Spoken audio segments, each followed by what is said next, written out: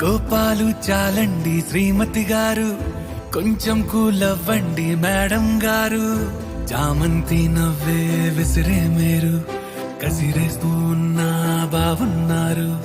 సరదాగా సాగే సమయంలో నా మరిచిపోతే బాధ కబురు, వద్దు అంటూ ఆపేదెవరు.